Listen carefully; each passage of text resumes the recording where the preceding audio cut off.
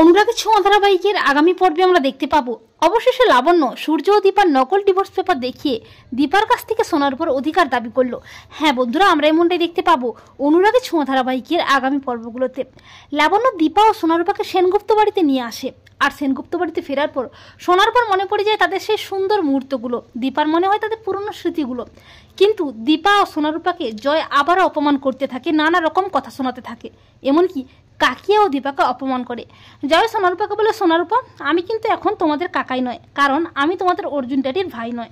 তখন লাবণ্য বলে, কেউ সোনা দিদি ভাই রূপা দিদি ভাইয়ের বাবা হবে না। লাবণ্যের কথায় অবাক হয়ে যায় সবাই। দীপা বলে, মা আপনি এটা কি বললেন, এ কথাটা কেন বললেন?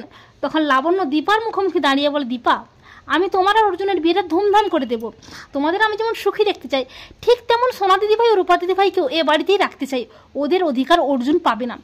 দীপা বলে, মা আপনি এসব কি বলছেন? ওদের বাবা তো ওদের ছেড়ে চলে গেছে, তাছাড়া আমাদের তো ডিভোর্স হয়ে গেছে, তাই সোনার ওপর আপনাদের কোনো অধিকার নেই। তখন লাবণ্য বলে, আমি জানতাম দীপা তুমি এ কথাটা বলবে।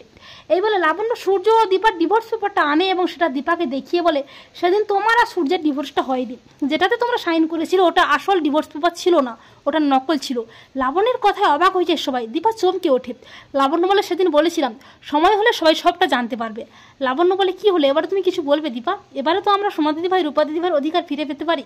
তো বন্ধুরা, তোমরা এটা চাও তো যে সূর্য ও দীপার আসলে ডিভোর্সটা হয়নি সেটা জানিয়ে লাবণ্য যেন সোনার পর অধিকার দাবি করে দীপার কাছে? কমেন্ট করে জানিয়ে দাও তোমাদের মতামতটি।